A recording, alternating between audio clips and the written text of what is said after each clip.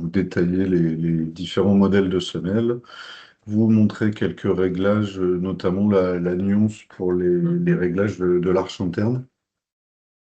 Et puis, on vous donnera un peu des indications sur des matériaux TPU ou PA11.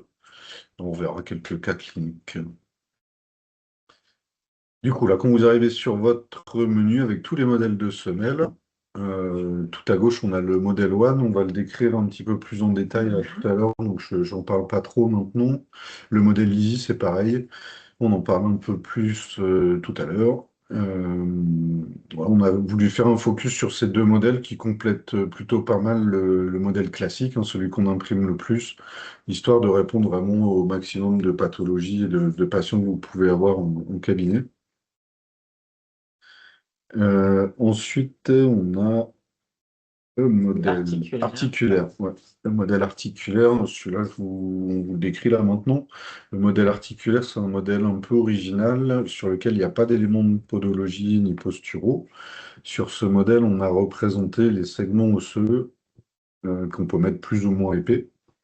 Donc c'est plutôt utilisé pour créer des zones de décharge, notamment sur des fractures de fatigue, sur de Des l'arthrose, entorses. sur des entorses. Voilà, on est plus près de l'anatomie et on a plutôt de bons retours de nos utilisateurs sur ce modèle-là, notamment sur de l'arthrose de l'ischion. Ça marche très bien. Mais voilà, on est basé sur l'empreinte et on ne peut pas rajouter d'éléments de podologie sur ce modèle-là. À côté, on a le modèle sport avec les fentes.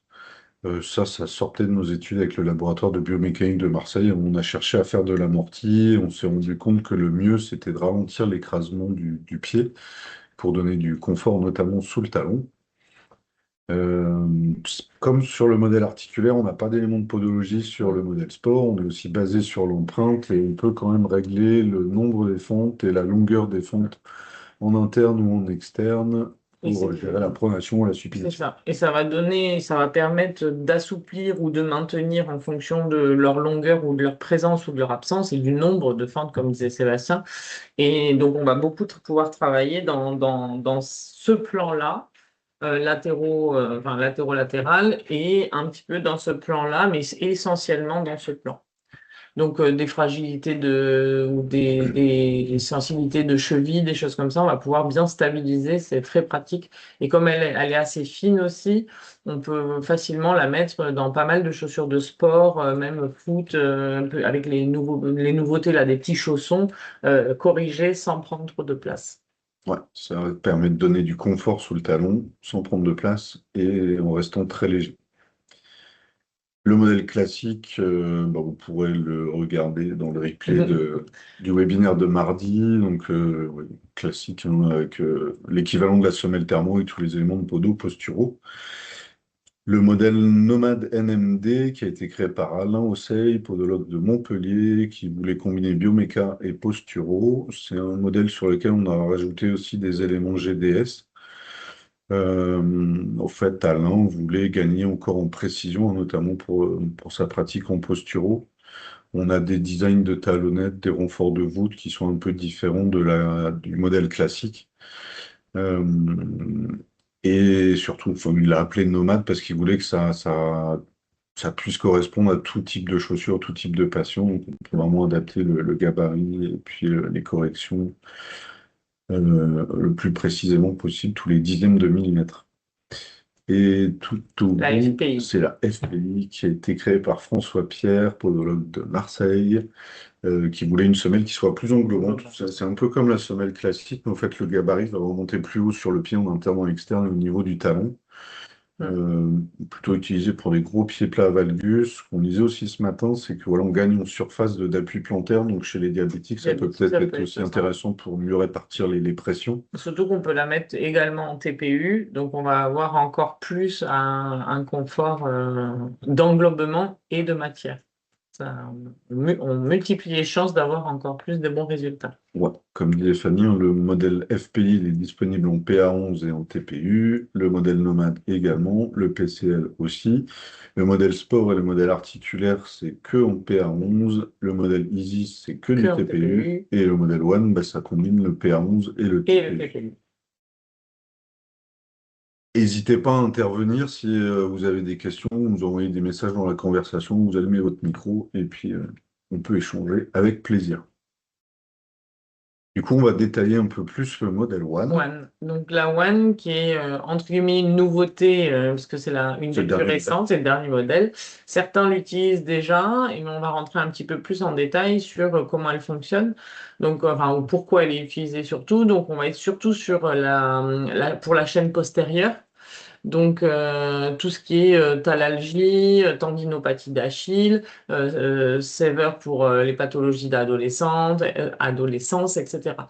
L'avantage aussi, c'est que cette talonnette ou ce filtre, mais surtout la talonnette, on va pouvoir jouer dans la matière, donc amorti rebond ou rebond, mais également dans l'épaisseur. Donc, on va pouvoir mêler une correction, enfin une prise en charge d'une thalalgie mais aussi d'une égalité de longueur. Donc, on va pouvoir jouer dans les deux plans facilement et on va de 3 millimètres à 8 millimètres pour les talonnettes.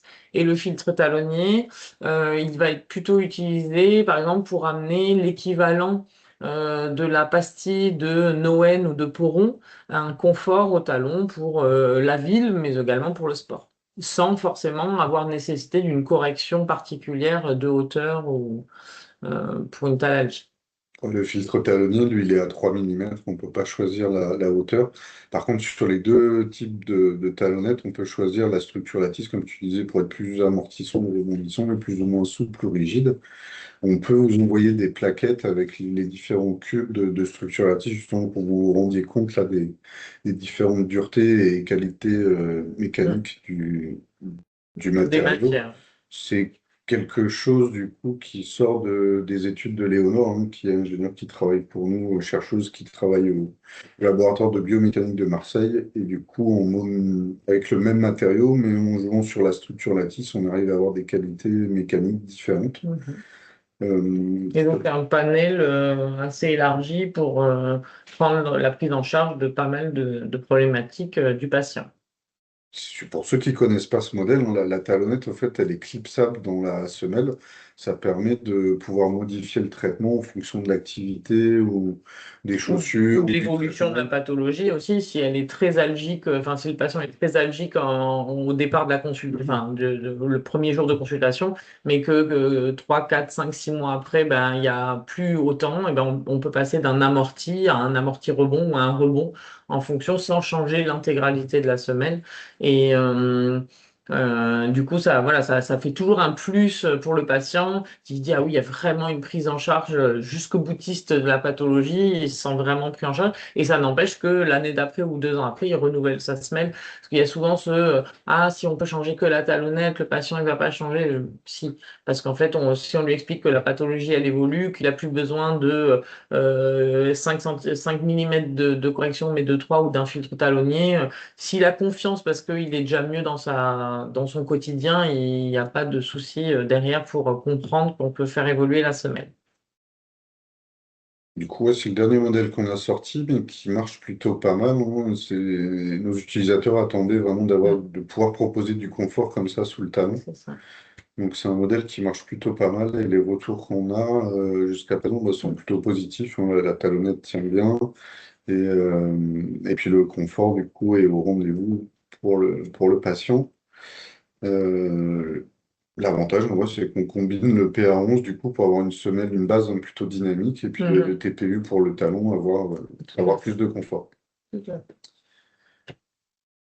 Je crois qu'on a un peu tout dit sur le modèle One. Évidemment, il y a tous les éléments de la podologie que vous pouvez Disponible. rajouter en plus. On peut faire une semelle entière ou trois quarts comme elle est, mettre des entéros, pas des entéros. Donc une prise en charge globale de la classique, mais en plus avec cet avantage au talon. Ça va, c'est clair pour tout le monde? Ah. Guillaume, Voilà, c'est pour vous montrer les différentes structures que Léonore a qualifiées pour avoir plus ou moins d'amorti ou de rebond. C'est pareil, on avait fait un webinaire sur la One, donc ça, vous pouvez accéder aussi au replay si vous voulez un peu plus de détails sur ce modèle. Et vous pouvez recevoir les échantillons si vous nous demandez pour pouvoir avoir mon cabinet et pouvoir taper bon, sur le voilà, doigt. tout de suite. les différentes Mais structures. c'est vrai que cette slide, elle recentre bien à quoi correspond chaque et en plus, ça n'empêche pas que sur une douleur d'un côté, on va pouvoir mettre un amorti et de l'autre, on va pouvoir mettre un rebond selon l'effet et en jouant aussi sur les épaisseurs. Donc, c'est plutôt intéressant d'avoir ça en tête pour être au plus juste dans le traitement. Quand on arrive sur le modèle Easy qu'on a décidé de vous détailler aussi, qui complète pas mal la gamme de nos modèles de semelles, je te laisse en parler un peu si Oui. tu veux. Du coup, la Easy, elle permet de répondre à encore d'autres problématiques de rencontrer avec les patients. Elle vient compléter aussi, parce que c'est vrai qu'on parle souvent du sportif, etc. Donc, elle est adaptée aux sportifs, même si elle est un petit peu plus lourde parce qu'elle nécessite un comblement plus important, mais elle peut tout à fait être proposée à ce moment-là, mais aussi pour la personne âgée dans la stabilité, il va y avoir quelque chose d'assez confortable dans la matière, dans l'englobement de la semelle, pour les fasciites plantaires évidemment, pour les diabétiques, puisque comme on disait, elle est en TPU exclusivement celle-ci, donc elle va avoir vraiment une matière qui permet même le contact avec la peau sans revêtement, donc on va aussi pouvoir l'utiliser par exemple chez des personnes qui vont travailler n'importe quoi dans un bateau ou avoir besoin d'une correction sur une chaussure assez fine l'été, etc. Donc l'avantage aussi, c'est qu'elle propose les trois structures lattices dont on parlait. Donc on va pouvoir mettre de l'amorti rebond ou du rebond au sein de l'orthèse, tout en amenant les corrections aussi. Si on veut un arrière-pied en inversion, en éversion, une voûte plus ou moins marquée, des antéros sous-capitaux, etc. Donc elle vient prendre plus en charge et ça correspond plus, celle-ci, tu disais, à de la fraisée, hein, c'est ça? En fait, on a sorti ce modèle-là pour remplacer les semelles fraisées, pour avoir l'équivalent des semelles fraisées, qui pour nous sont un peu, comment dire, on n'aime pas trop le gaspillage de matière. En fait, Oui, une tout à semelle fait. fraisée, il y a 75% de matériaux qui part à la poubelle. Et on part d'un bloc qu'on fraise et toute la poussière part à la poubelle, alors que sur les semelles Easy, Très c'est de optimisé. l'impression, donc il n'y a quasiment aucun déchet. C'est vrai que sur les pieds rhumatoïdes, on imaginait pas mal ce modèle-là sur ce type de patient. Et puis certains de nos utilisateurs nous ont dit aussi que sur les sportifs, ça pouvait avoir Donc, un intérêt, même si ça prend un peu plus de poids. Euh, Si on passe à l'étape suivante, on fait un détail des structures lattices sur ce modèle-là, où on peut jouer sur la taille des alvéoles pour être plus ou moins souple ou rigide. Là, on a pu qualifier avoir des équivalents en dureté short. Et ce qu'il faut bien comprendre sur ce modèle, c'est que plus on va monter la hauteur de l'élément, par exemple la hauteur de la talonnette ou de la RC, plus on va gagner en profondeur d'alvéole et plus on va gagner en souplesse voilà. également. Donc, si par exemple on veut vraiment un fort amorti, on va plutôt aller sur une talonnette de 6 ou 8 que si on veut un amorti un peu plus intermédiaire, bah, ou on prend un médium voilà, en short 40, mais si on veut quand même conserver. Là, on a voulu vous montrer un peu les nuances qu'on peut faire sur tous les réglages de l'arche interne, notamment. Donc là, on est sur le modèle classique. Vous savez qu'il est divisé en trois zones, l'arche interne, le SDVA, soutien de voûte antérieur. Ensuite, il y a le médian et il y a le postérieur. Le soutien de voûte antérieur, il est juste en arrière de la première tête. Donc, on a fait des vues de profil et des vues avant de la semelle.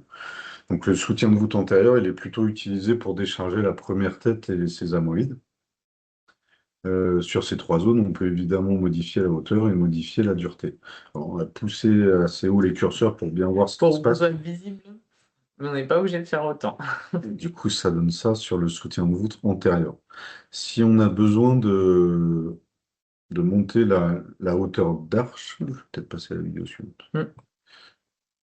On part sur le soutien de voûte postérieur qui est plutôt, donc avec un sommet plutôt sous-naviculaire, donc qui est plutôt utilisé si on a besoin de monter toute la hauteur de l'arche. Si on trouve que le pied du patient, l'empreinte du pied du patient est trop affaissée, on peut Mm. gonfler comme ça.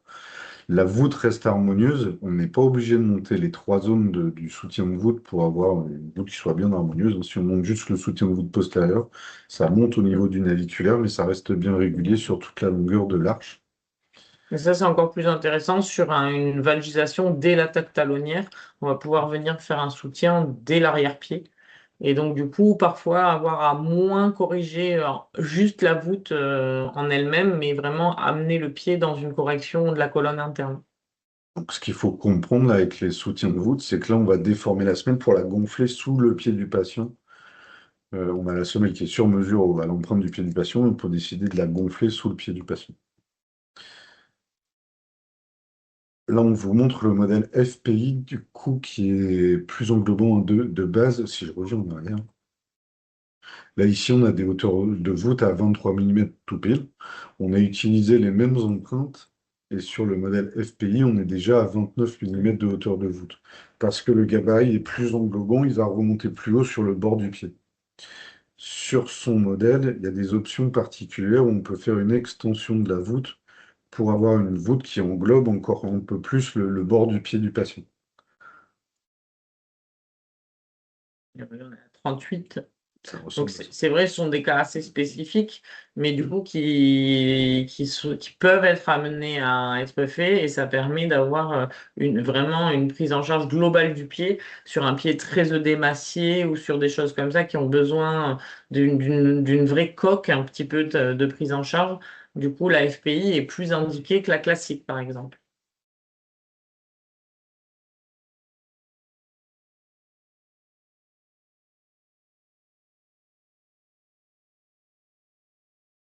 Là, ce qu'on voulait vous montrer justement, c'était la différence entre le soutien de voûte et l'extension de la voûte. Donc le soutien de voûte, là, vous allez voir que ça vient gonfler sous le pied du patient, alors que l'extension, ça remonte plutôt sur le bord du pied.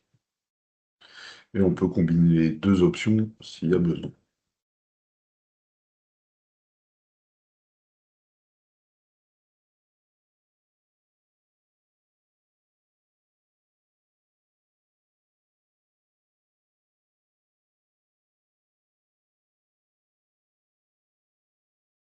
Comme ça.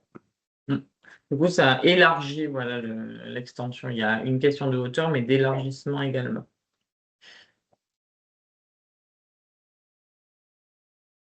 Ah, Sur le modèle classique, ouais, on a l'extension du gabarit qui se trouve sur la zone totale, euh, qui est un peu l'équivalent de l'extension de la voûte sur le modèle FPI. L'extension du gabarit, au fait, ça va remonter, englober un peu plus le pied en interne, en externe et au niveau du talon, mais c'est un curseur qui est surtout poussé pour l'arche interne.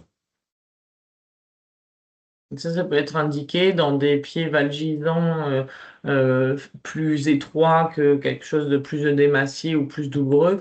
Et ça permet d'éviter d'avoir le naviculaire qui vient juste sur le bord de la semelle en élargissant très légèrement. On peut mesurer, vu qu'il y a toutes les mesures du pied, de la largeur, etc. On peut se dire, bah, tiens, on a besoin dans la largeur de 81, ben, on va pouvoir l'élargir très bien, à pile poil à ce qu'on veut. Pour répondre à la problématique éventuelle du patient. Ouais, ça permet de bien caler le pied, notamment en interne, et puis, comme tu disais, éviter d'avoir le pied un peu en porte-à-faux sur la semelle Sur le rebord. et moins confortable. Je vais vous montrer aussi les dernières mises à jour qu'il y avait eu sur le modèle classique. Peut-être que vous n'avez pas fait attention, tellement pris dans vos habitudes, que vous n'avez pas vu les nouvelles options sur ce modèle-là. Donc, on voulait vous refaire un petit point aussi là-dessus. Il y a eu des mises à jour, notamment sur l'avant-pied. Si on active la semelle entière, on peut modifier le gabarit en longueur et en largeur juste pour l'avant-pied, vraiment s'adapter à toutes les chaussures, au Santiago, aux chaussures de cow-boy, comme tu disais ce matin. Et l'avantage, c'est que, comme disait CM aussi, c'est qu'on peut modifier cette zone en longueur, en largeur, en forme, mais sans bouger les éléments. C'est-à-dire que ça ne va pas avancer les éléments. On ne va pas se retrouver avec des antéros ou un ARC plus bien placés parce qu'on a modifié cette zone d'avant-pied. Donc, on va pouvoir garder une largeur jusqu'au pied, mais par contre s'adapter, comme on disait, à une Santiago, parce que ce matin, je ne trouvais pas le mot. Du coup, c'est pratique parce que notamment ce genre de chaussures, il y a parfois les patients qui ont dit, ah, mais quand je l'enfile, notamment une Santiago, bah, ça bouge si c'est en trois quarts. Là, l'avantage, c'est que vous pouvez parfaitement adapter. Le patient met son pied, ça ne bouge pas. Et en Ou une affichant les botte, hein. dimensions, vous pouvez contrôler toutes les dimensions. On voulait vous montrer aussi une autre option qui nous a été demandée par certains podos qui travaillent comme ça, ce qu'ils appellent le Kloofy Wedge. Donc c'est disponible sur semelle entière, c'est une correction d'avant-pied qui vient en général plutôt corriger le premier rayon où on met pas mal d'épaisseur comme ça en interne et ça part en plomb incliné jusqu'à l'externe de la semelle. Et on a décidé de la proposer aussi en correction externe. On peut choisir. Et on va l'utiliser surtout sur des pertes de mobilité du premier rayon, puisqu'en faisant une extension, on va regagner du passage du pas.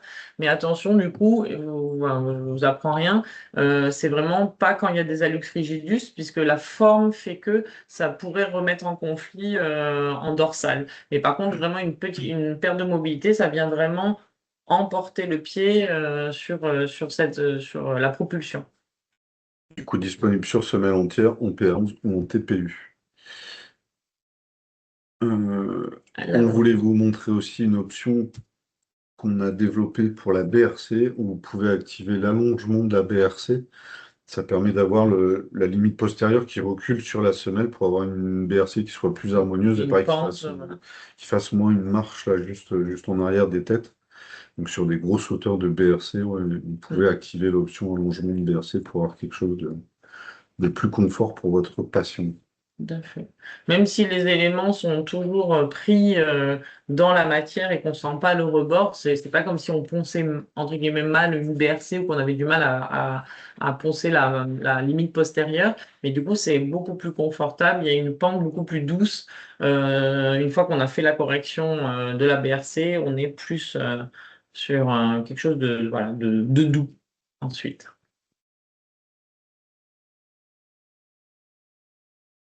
Sur l'onglet total, on voulait vous montrer aussi que ouais, maintenant on peut régler la largeur du gabarit aussi à l'avant, au milieu et au talon. On peut le rétrécir ou l'élargir, vraiment zone par zone. Sinon, vous pouvez toujours dans ajustement, un onglet qui est au milieu à gauche, régler la largeur du gabarit de façon générale. Ou identifier la zone par zone, la largeur ou la longueur du gabarit que vous voulez. Et donc, c'était arrivé sur un patient qui avait eu une greffe au niveau du talon, donc il y avait un empattement de talon particulier, mais qui ne nécessitait pas forcément une prise en charge par la FPI qui est très large globalement. Ben, on peut se permettre d'élargir et de venir spécifiquement prendre le talon en charge.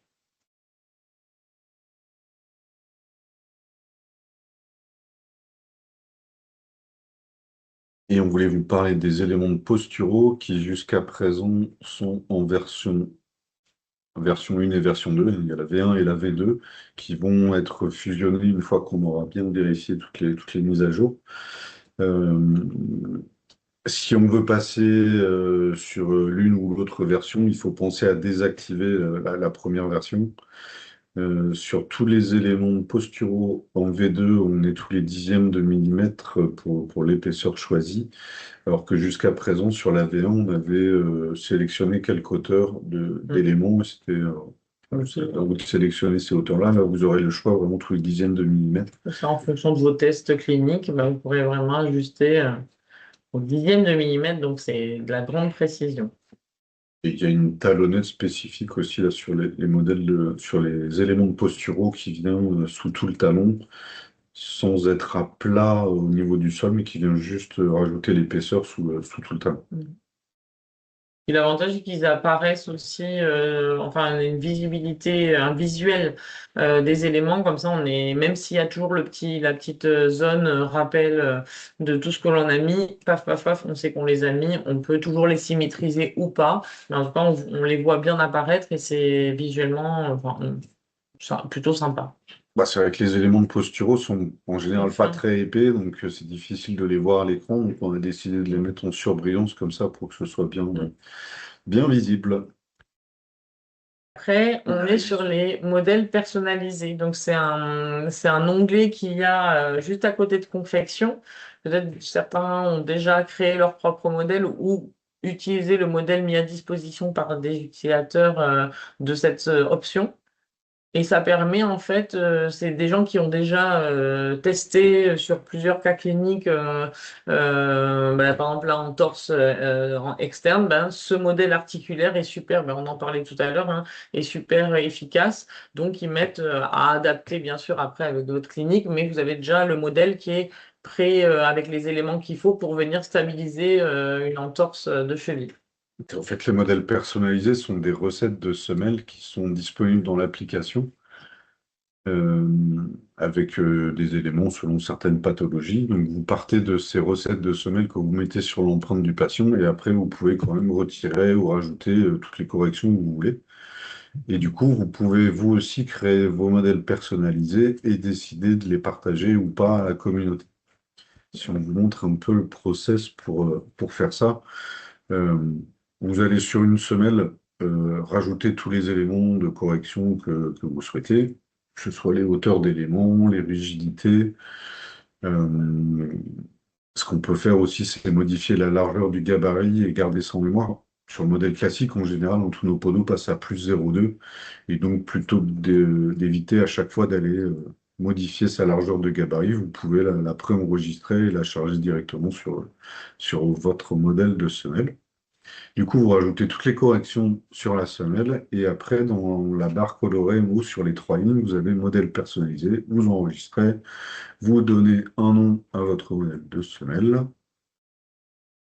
Ce qu'il faut savoir, c'est que pour l'enregistrer, il faut cliquer sur la touche entrée de votre clavier. Vous pouvez associer votre modèle à des pathologies, on en a enregistré quelques-unes, mais vous pouvez aussi en créer d'autres. Et vous pouvez donner une description à votre modèle.